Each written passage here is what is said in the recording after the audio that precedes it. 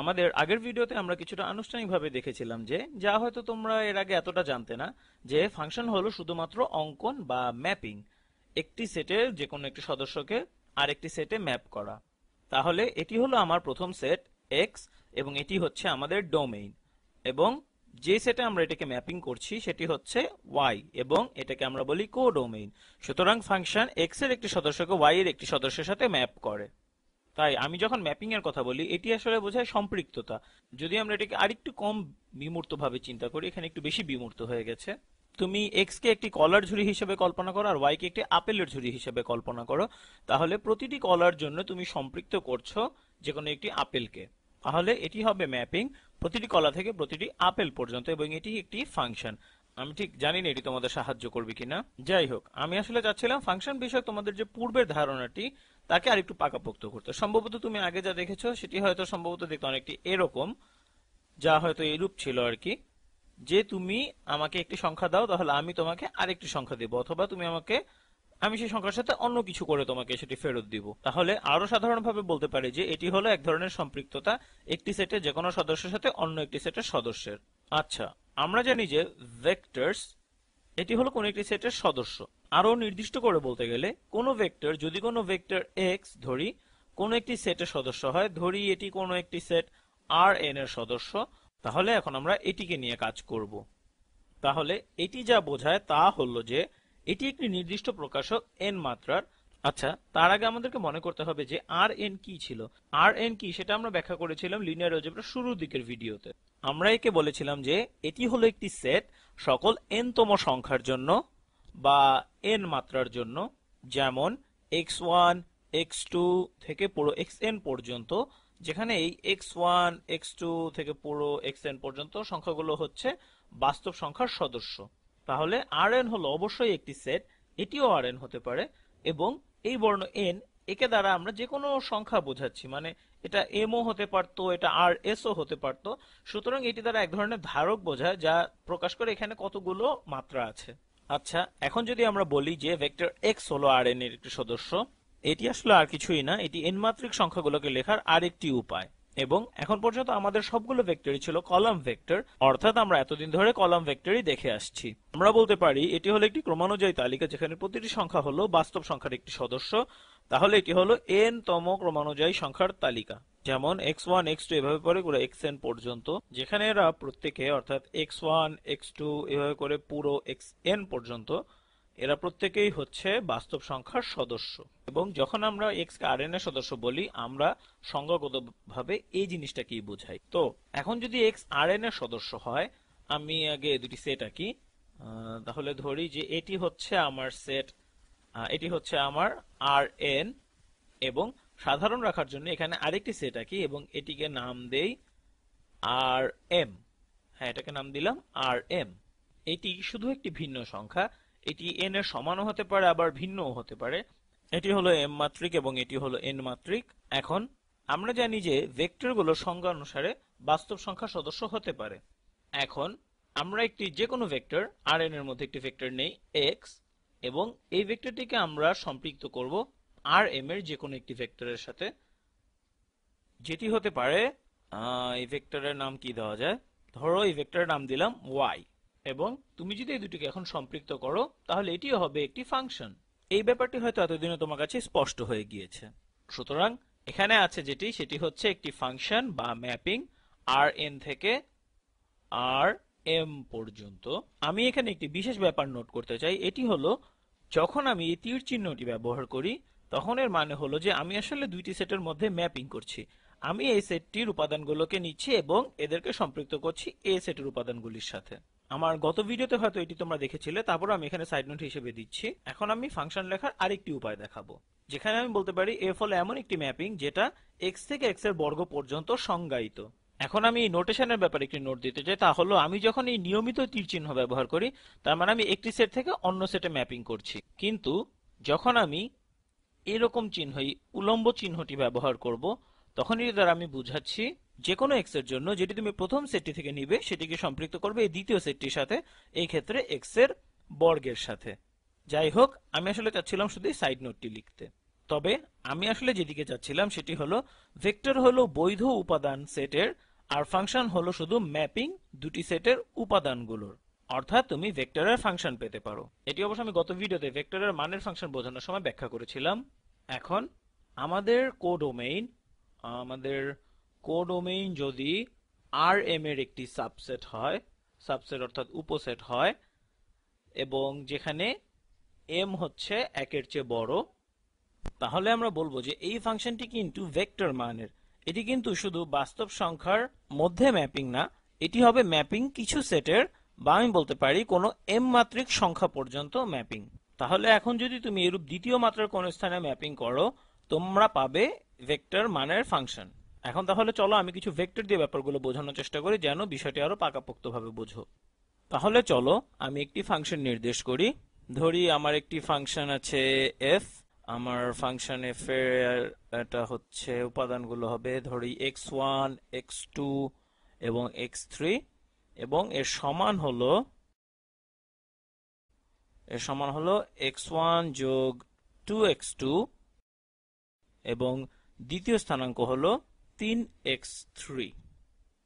আমি যদিও তোমাদেরকে আনুষ্ঠানিকভাবে স্থানাঙ্কের ধারণাটি দিইনি, তবে আমি আশা করি তোমরা তোমাদের বীজগণিতের প্রাথমিক জ্ঞান থেকে বিষয়টি বুঝতে পারো। তাহলে বলা যায় এটি হচ্ছে আমার ফাংশনের সংজ্ঞা, সেই নোটেশনটির উপর ভিত্তি করে যা আমি কিছুক্ষণ আগে বলেছিলাম। আমরা বলতে পারি যে এফ হলো একটি ম্যাপিং, এর ডোমেইন হচ্ছে R3, এবং এটি ম্যাপ করে R3 থেকে, বা R3 এর সকল সদস্যকে সম্পৃক্ত করে R2 এর কিছু সদস্যের সাথে। এখানে রয়েছে দুইটি সংখ্যা, সুতরাং এটি হলো দ্বিমাত্রিক, সুতরাং এটি রয়েছে R2 তে। আর এটা হলো তিন মাত্রিক। আমরা আবার এদেরকে ভেক্টরের প্রতীক বা নোটেশন দ্বারা প্রকাশ করতে পারি। তাহলে আমি এটিকে লিখতে পারি, আমি এখানে একটু নিচের দিকে লিখছি। ধরো এফ এর ভেক্টরের মধ্যে আছে x1 x2 এবং x3।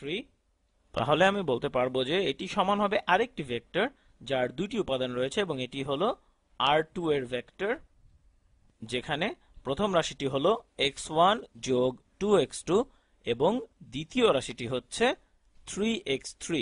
তাহলে চলো আমরা এখন এটি নিয়ে কাজ করি। চলো দেখি এ ধরনের ভেক্টর দিয়ে কি করা যায়। এখন তাহলে চলো আমরা একটি সহজ উদাহরণ দেখি কি হবে এফ এর। ধরি আমাদের ভেক্টরটি আছে 1 1 এবং 1। তাহলে আমরা পাচ্ছি 1 যোগ 1 গুণ 2, 1 যোগ 1 গুণ 2, তাহলে পেলাম ভেক্টর 3, এবং আমাদের পরবর্তী রাশিটা হবে 3 গুণ এটি, অর্থাৎ 3। সুতরাং আমরা পেলাম আমাদের ভেক্টরটি হচ্ছে 3 3। এটি তো হলো। এখন তাহলে চলো আরেকটি উদাহরণ করি। এবার এটি করব শুধু ম্যাপিং নিরীক্ষণের জন্য। এখন আমি যদি নেই এফ অফ ভেক্টরের, ধরি সেটা R3 তে 2 4 1, তাহলে আমরা এখান থেকে কি পাবো? তাহলে এটি সমান হবে 2 যোগ 2 গুণ 2 বা 4, তাহলে আমাদের ভেক্টরটি আমরা পেলাম 10, এবং আমাদের পরের ভেক্টরটি হবে 3 গুণ 1 অর্থাৎ 3, সুতরাং আমরা পেলাম ভেক্টর 10 3। তাহলে এখন চলো আমরা দেখি এটাকে আমরা কিভাবে চিত্রের মাধ্যমে দেখাতে পারি। আগেই বলে দেই, তৃতীয় মাত্রা ভেক্টর অথবা R3 এর ভেক্টরগুলোকে চিত্রের সাহায্যে দেখানো খুব একটা সহজ কাজ না। তারপর আমরা চেষ্টা করব এই দুটিকে দেখাতে। তাহলে আমার ভেক্টরগুলো, এটাকে আরেকটু ভালো করে আঁকি। আমার ভেক্টরগুলো হবে, তাহলে যদি বলি এটা হবে আমার x1 অক্ষ, এটা হবে x2 অক্ষ, এবং এটা হবে x3 অক্ষ। তাহলে আমাদের এই প্রথম ভেক্টর অর্থাৎ এখানে হলুদ ভেক্টরটি 1 1 1, এটি দেখতে হবে এরকম। তাহলে আমরা পাচ্ছি 1 1 1। তাহলে আমি যদি একটি আদর্শভাবে এটিকে আঁকতে চাই, আমরা এই 1 1 1 থেকে আমরা এই বিন্দুটি পাবো, দেখতে হবে অনেকটা এই জায়গায়, এবং এরপর এই দ্বিতীয়টি অর্থাৎ 2 4 1, এটি দেখতে হবে এরূপ। আমরা এদিকে 2 ঘর যাব এবং এখানে 4 ঘর যাব, তারপর আমরা 1 ঘর উপরে উঠবো, এবং এটি হবে অনেকটি এরকম। আমার মনে হয় তুমি ধারণাটি পেয়ে গেছো এখান থেকে। আমি এই দুটি ভেক্টর রেখেছি, এই দুটি ভেক্টর যা অবশ্যই আমার ডোমেইনে রয়েছে। আমাদের ডোমেইন হলো R3, এখানে হলো R3। তাহলে চলো দেখি আমাদের ফাংশনটি ভেক্টরগুলোকে কোথায় ম্যাপ করে। তাহলে এখন আমরা আমাদের কোডোমেইন কি ছিল? আমাদের কোডোমেইন ছিল R3। তাহলে এটা আমাদের এখন চিন্তা করতে অনেক সহজ হবে।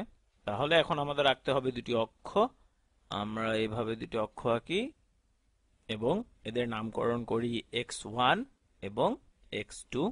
তাহলে এখন এই f এর এক এক এক অর্থাৎ এই হলুদ ভেক্টরটি কি দাঁড়ায়? 3 3। তাহলে আমরা এখানে হলুদ ভেক্টরটি এখানে হলুদ কালি দিয়ে আঁকি। এদিকে যাব 1 2 3 এবং এদিকেও যাব 1 2 3। তাহলে আমরা এইভাবে বিন্দুটি পাচ্ছি এবং এরকম হবে আমাদের ভেক্টরটি। সুতরাং আক্ষরিকভাবে আমাদের ফাংশন ম্যাপ হয়েছে r3 ভেক্টর থেকে r2 ভেক্টরে। ফাংশনের সাহায্যে আমরা এটা করেছি। একইভাবে এখন যদি আমরা আমাদের অন্য ভেক্টর দুটি নেই, অর্থাৎ আমাদের এই ভেক্টর দুটি যে 2 4 1, এটা থেকে আমরা যদি ভেক্টর 10 এবং 3 এ যাই, তাহলে 1 2 3 4 5 6 7 8 9 10 এবং 3 ঘর উপরে। সুতরাং এটি দেখতে অনেকটি এরকম হবে। তাহলে আমাদের এখানে যে ভেক্টরটি যেটা ছিল f, সেটা ম্যাপকৃত হয়েছে, আমি রংটা বদলে নিই, সেটা এই ভেক্টরে ম্যাপকৃত হয়েছে। তাহলে r3 এর এই ভেক্টরকে ম্যাপ করা হয়েছে r2 এর এই ভেক্টরটিতে আমাদের এই ফাংশন দ্বারা। এটি হলো কেবলমাত্র পরিভাষার পরিবর্তন। যখন আমরা ভেক্টরের ফাংশন নেই, তখন আমরা যেই টার্ম বা পদ ব্যবহার করি তা হলো রূপান্তর। আমি তোমাদের সুবিধার জন্য ভিডিওতে লিখে দিচ্ছি, রূপান্তর বা ট্রান্সফরমেশন। ফাংশন আর এটি আসলে একই কথা, আমি তোমাকে বিভ্রান্ত করতে চাচ্ছি না। তুমি যদি পার্থক্য নির্ভর সমীকরণ বা ডিফারেনশিয়াল ইকুয়েশনের ভিডিওগুলো দেখে থাকো, তাহলে তুমি হয়তো দেখে থাকবে যে ল্যাপ্লাস রূপান্তরের ধারণাটি, যেটি ছিল ফাংশনকে যুক্তিতে নেয়ার একটি ক্রিয়া পদ্ধতি। তবে এই ক্ষেত্রে যখন আমরা লিনিয়ার অ্যালজেব্রা নিয়ে আলোচনা করছি, তখন রূপান্তর হলো একটি ফাংশন যা একটি ভেক্টরকে পরিচালনা করছে, যেভাবে আমরা একে ব্যবহার করতে চাচ্ছি যে এটি একটি ফাংশন যা কোনো একটি ভেক্টরের উপর চালিত হচ্ছে। আমি ভিডিওতে লিখে দিচ্ছি, ফাংশন অপারেটিং অন ভেক্টরস। এবং এই জিনিসটার নোটেশনের জন্য আমরা ফাংশনের ছোট হাতের f না লিখে আমরা এখানে লিখতে পারি বড় হাতের t। এটা অনেকেই লেখে বড় হাতের t দ্বারা প্রকাশ করে, তবে এটা বড় হাতের t হতে হবে এমন কোনো কথা নেই। যেমন ছোট হাতের f এর বদলে অনেকে gh ও লেখে, তবে এটা যেটা বেশি প্রচলিত সেটাই বলছি তোমাকে। এ থেকে বোঝা যায় আমাদের এই নিচের ক্রিয়াকে আমরা রূপান্তর বা ট্রান্সফরমেশনও বলতে পারতাম। এবং লিনিয়ার অ্যালজেব্রার জগতে একে ট্রান্সফরমেশন বলা হয়, কারণ আমরা এখানে ব্যাপারটিকে এমন ভাবে চিন্তা করছি যে এই ভেক্টরটিকে এই ভেক্টরটাতে ট্রান্সফর্ম করা হয়েছে, অর্থাৎ এই ভেক্টর থেকে এই ভেক্টরে রূপান্তর করা হয়েছে, যার কারণে হয়তো আমরা এই ধরনের নোটেশন ব্যবহার করি। এটি আরো বেশি বোধগম্য হয়ে ওঠে যখন আমরা আমাদের ভিডিও গেম প্রোগ্রামিং এর ব্যাপারটির সাথে তুলনা করব। যেমন রূপান্তরের ব্যাপারটি ভিডিও গেম প্রোগ্রামিং এর কি ডেলের সাথে বেশি মিশে। তুমি আসলে রূপান্তর করছো একটি চিত্র থেকে অন্য আরেকটি চিত্রে। যদি তুমি একে অন্য কোনো দিক থেকে বিচার করো অথবা এটিকে অন্যভাবে দেখতে চাও, তাহলে ভবিষ্যতে নিয়ে কথা বলা যেতে পারে। আমি শুধু চাচ্ছিলাম তোমাদের এই নোটেশনগুলোর সাথে পরিচিত করিয়ে রাখতে। তাহলে এই বিবরণগুলিকে আমি আরো সহজভাবে লিখতে পারতাম বা টি গুলোকে স্থলাভিষিক্ত করতে পারতাম এফ এর স্থানে, এবং এটিকে আমি রূপান্তরের মাধ্যমে সংজ্ঞায়িত করতে পারতাম। আমি শুধু তোমাকে এই প্রতীকগুলোর সাথে সহজভাবে পরিচিত করাচ্ছি। আমি এটাকে একইভাবে বলতে পারতাম এখানে রূপান্তরটি হবে r3 থেকে r2 তে। আবার আমি বলতে পারতাম যে টি এর x1 x2 x3 সমান হলো দ্বিতীয় মাত্রার x1 যোগ 2x2, 3x3। এবং একইভাবে আমি আরো লিখতে পারতাম উপরে এই f এর স্থানে t কে, কেননা একে আমি একইভাবে সংজ্ঞায়িত করেছি। আমি আরো বলতে পারি আমার এই যে ভেক্টরটি আছে এখানে 1 1 1, এই ভেক্টরের ট্রান্সফরমেশন সমান হচ্ছে 3 3। এখন তুমি আমাকে প্রশ্ন করতে পারো, কেন তুমি এত ঝামেলা করছো, কেন সব জায়গায় টি কে স্থলাভিষিক্ত করছো? আমি এরকম করছি যেন তুমি বিভ্রান্ত না হও। যখন তুমি তোমার লিনিয়ার অ্যালজেব্রা বইটি দেখবে, তখন হয়তো তুমি ভাববে এইটি কোথা থেকে আসলো, এটি তো আমি আগে শুনিনি। কিন্তু এটি এবং ফাংশন আসলে হুবহু একই জিনিস, দুটি আসলে একই ধারণা। আমার পরবর্তী ভিডিওতে আমি তোমাদেরকে সরলরৈখিক রূপান্তর সম্পর্কে বলবো।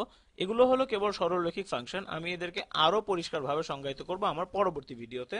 আমি আশা করছি এই ভিডিওটি দেখে তুমি এখন এই ধারণাটি পেয়েছো যে তুমি ফাংশনকে ভেক্টরের উপর প্রয়োগ করতে পারবে, এবং লিনিয়ার অ্যালজেব্রা একে বলা হয় ট্রান্সফরমেশন বা রূপান্তর। এবং আশা করছি যে উদাহরণটি এখানে তোমাকে চিত্র দ্বারা বুঝাতে পেরেছে যে কেন এটিকে রূপান্তর বলা হয়। আমরা রূপান্তর করছি এবং এই ভেক্টরটিকে অন্য ভেক্টর দিতে, যার কারণে একে রূপান্তর বলে।